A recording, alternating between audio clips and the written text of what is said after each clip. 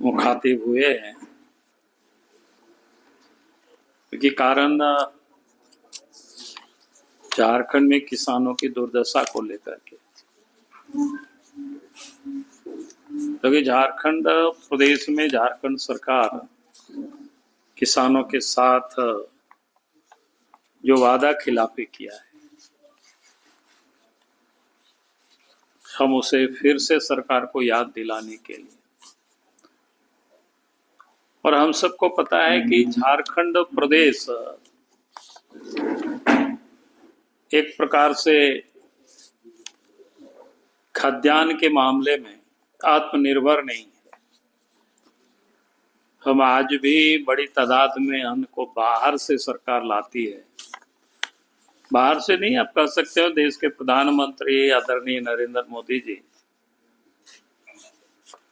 2 करोड़ से अधिक लोगों को प्रत्येक महीना मुफ्त में 5 किलो अनाज दे रही है, तो बहुत बड़ा राहत मिला हुआ है। और उससे भी थोड़ा बहुत कमी होता है तो बाजारों से लोग खरीद लेते हैं। कहने का अर्थ यह है कि झारखंड को जितना अनाज की जरूरत है उतना झारखंड में अनाज का उत्पादन नहीं हो पाता है, और हम कहीं ना कहीं बाहर पर हम निर्भर रहते हैं। इसलिए सरकार का दायित्व तो बनता है किसानों को प्रोत्साहित करना, ताकि अधिक से अधिक लोग उत्पादन कर सके अनाज के। और अनाज के मामले में अगर राज्य आत्मनिर्भर होता है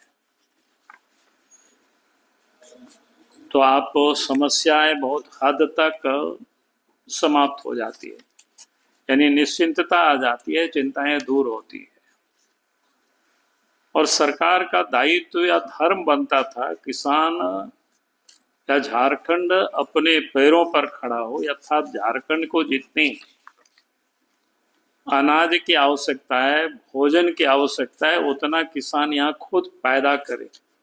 उसके लिए सरकार को प्रोत्साहित करना चाहिए था जनता को।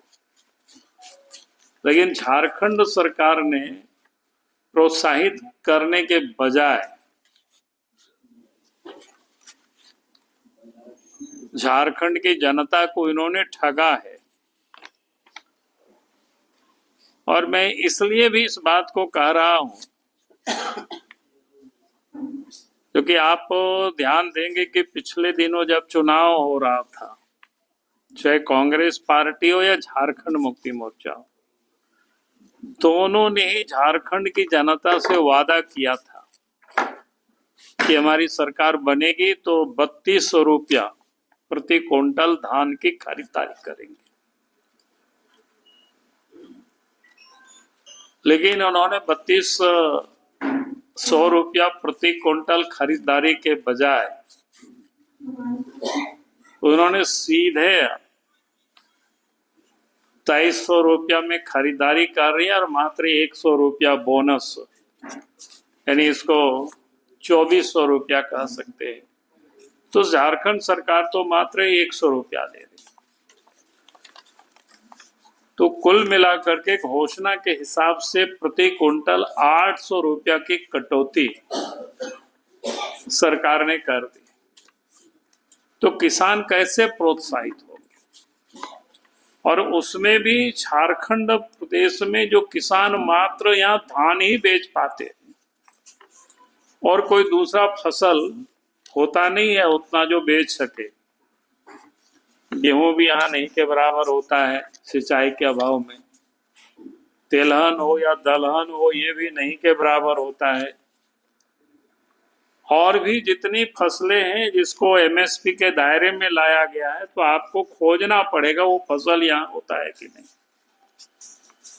तो कुल मिलाकर के झारखंड की सरकार को किसान अपने पैरों पर खड़ा हो, उसके लिए सरकार को सोचना चाहिए था, उसके लिए विशेष ध्यान दे करके सरकार को खरीदारी करनी चाहिए थी।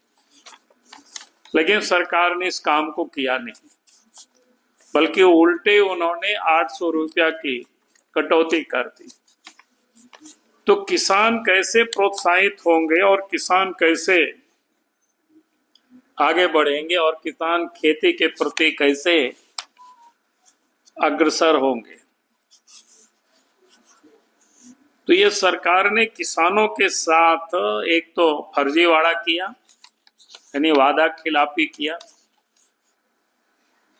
और दूसरा किसानों को एक तो विलंब से खरीदारी भी प्रारंभ किया, वो भी दिन भर किसानों को खड़े रहना पड़ता है, वहां भी कोई दुकान खुला नहीं रहता है, जो शिकायतें आई जगह जगह से, ताकि किसान हार मार करके कहीं अन्यत्र बाजार में 1800-1900 रुपया कुंटल धान बेचने को मजबूर है।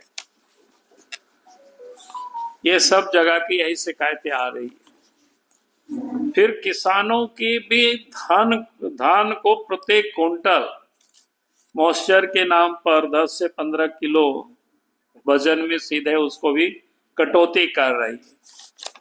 यानी एक तो उन्होंने कीमत में उनकी कटौती की जो उन्होंने घोषणा के अनुसार नहीं दिया। हकीकत में क्या था कि हेमंत सोरेन को किसानों को प्रोत्साहित करने के लिए देना चाहिए, तभी तो किसान, बल्कि यहाँ तो एक ही फसल लोग किसान लगाते हैं और प्रोत्साहित होते। यहाँ तो किसानों को अधिक लाभ दे करके और पैदावार को बढ़ाने के लिए सरकार को पहल करनी चाहिए थी। लेकिन सरकार ने जिस प्रकार से पिछले साल या उससे पूर्व भी आप सब लोगों ने देखा होगा कि पहले 1-2 मौसम में तो फसल ठीक से नहीं हुआ, जितना हुआ भी तो एक साल में पैसा लोगों को दिया था। यानी झारखंड में किस प्रकार से किसानों के साथ सरकार नाइंसाफी करती है, तो फिर झारखंड और पिछड़ जाएगा।